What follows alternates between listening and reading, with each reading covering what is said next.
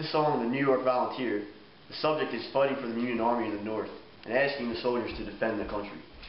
The tone in the song is happy, cheerful, and jubilant because the Northern soldiers expect to win the war easily. The purpose of the song is to talk about life as a Union soldier and what they went through during their times in the war. The audience is Northern people because it's about the North and their fight in the war. The diction of the song is exciting, and there's many past speaking references and allusions toward the Revolutionary War and past battles fought by our founding fathers. The characters in the song are the New York volunteer soldiers who were fighting in the Civil War. The themes of the song are fearlessness, which was demonstrated by the New York volunteer soldiers. The song references the War for Independence in 1776. The Revolutionary War soldiers fought bravely, and the song encourages the New York volunteers to do the same. The song also references how New York was the first state to offer protection of the capital in Washington, D.C. On the way there, the New York volunteers had to fight rebels in Maryland, but successfully pushed through Baltimore down to Washington. It took many battles, but the New York volunteers were successful in their flight to Washington, D.C. In the painting Civil War Soldiers, it informs the American nation of the war with an aggressive tone, and the purpose is to show the feud between the Confederates and the Unions. The figures being the soldiers and the flags representing the two sides, the Unions and the Confederates in the Civil War, showed the conflict between the American nation during the time. The main theme being the war, the conflict, and really no resolution in the Civil War. And when you think about it, when you look at it, you see the rivalry in the soldiers' faces with the vibrant, exhilarating colors, and the meaning behind the imagery is powerful, as shown here. As you can see by the soldiers' faces, they are determined to fight for what they believe in, and they're not going to back down, even though the soldiers that they're fighting against are from the same country too. So even though this country is only separated by a few differential margins, they were going to go to great ends to justify. We're here today with Dr. Amy McKay, and we have a few questions about the Civil War for her. What is the first thing that comes to mind when you hear the word Civil War? When I hear the word Civil War, I immediately think of an actual conflict between two people in the same country, or excuse me, two different sides in the same country. Being an American history doctor, I automatically go right to that of our Civil War. That began in 1861. However, if you wanted, you could even talk about the Revolutionary War being sort of a civil-like war, because at that point it was the English colonists rebelling against that of their mother country, England. Yeah, you could. And we have another question for you. Do you believe the South had the right to secede? No, I do not believe historically that the South had the right to succeed. If you look at all evidence, the idea that the United States Constitution is really a compact of the people. There's no way that the people had the right in a particular state to withdraw from the compact that was made to create them as a united nation. It's not, if the word united wasn't there, they would have had the ability to secede, but they did not. They have a constitution, they all agreed to it, they ratified it, even though it had been years previously. They wanted to follow it when they didn't want to follow it, they wanted it to work for them when they wanted it to. A lot like children. So no, I do not. Okay. Thank you, Ms. McKay. That's all we have. In Lee's letter to his son, he talks about how he wants to preserve the Union. It is set around 1861, right before the dawn of the Civil War. The tone is fearful and disheartened because Lee is truly against the South seceding. The purpose is to explain to his son what is going on between the states, the North and the South, to see if there are any problems. The audience would be his son because it is addressed to him. Robert E. Lee is proud, but he is fearful of what is to come when he is writing to his son in this letter.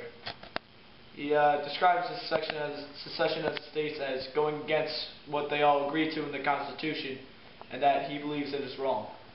He does not want to go against the North in the battle, but he knows that if his home state joins the South, he will have to join there too and become a general for the Southern Army. Problem is, he's a unionist and does not want to go against that and fight for a cause he does not truly believe in. It shows he is against the war and reminds him of the sacrifices people have to make during the war, which people will be losing fathers, sons, grandfathers, and every part of their family. Lee represents the Unionists who want to keep the Union, but he had to fight to protect his honor and his home state. The arguments that the North and South had were over slavery, states' rights, and whether they should listen to the federal government or not. They are not loyal to the cause, and they would be fighting their friends, family, and would separate the Union as a whole. Okay. O Captain, My Captain by Walt Whitman, a very good poet. O Captain, my Captain, our fearful trip is done. The ship has weathered every rack. The prize we sought is won. The port is near, the bells I hear, the people all exulting, while fellow eyes in steady keel, the vessel grim and daring. But oh heart, heart, heart, oh the bleeding drops of red, where on the deck my captain lies, fallen cold and dead. O Captain, my Captain, rise up and hear the bells. Rise up, for you the flag is flung, for you the bugle trills, for you bouquets and ribboned wreaths, for you the shores a crowding, for you they call the swaying mass, the eager faces turning. Dear Captain, dear Father, the arm beneath your head, it is some dream that on the deck you fallen cold and dead. My Captain does not answer, his lips are pale and still. My father does not feel my arm, he has no pulse, nor will. From fearful trip the victor ship comes in with object won. Exult, O shores, and ring, O bells, but I, with mournful tread, walk the deck my captain lies, fallen cold and dead. In this poem, the tone is very melancholy, sad, and depressing, with the audience being the Civil War veterans and the political leaders. The purpose is to show the Americans how to accept Lincoln's death and to inform them about it, and it shows the relationships between author and president, being Walt Whitman and Abe Lincoln. The diction is metaphoric, comparing the Civil War to the fatal trip as Abe Lincoln is captain. And the main themes and characters are Lincoln, the Civil War, and Lincoln's assassination. Action. What is the first thing that comes to your mind when you hear the word Civil War? Oh, I do it again. Okay, Lincoln and bloodshed. Okay. I got you. I remember. And do you think the South had the right to secede? It all depends legalistically how you go through it. Lincoln believed that legally the country began with the Declaration of Independence. Once you were in, that single entity was formed and could not leave. The South believed there were a number of individual entities, any of which could do whatever they wanted. Legally, Lincoln always tries to find a legal basis for doing something, whether it's that the Emancipation Proclamation or anything else. The war settles it. The United States is one entity composed of various numbers of states that cannot leave behind them. And do you think the movie The Horse Soldiers accurately portrays the Civil War? Not in many ways, although it uses historical incidents such as the raid in the South, which took place, the boys running across the field, things like that.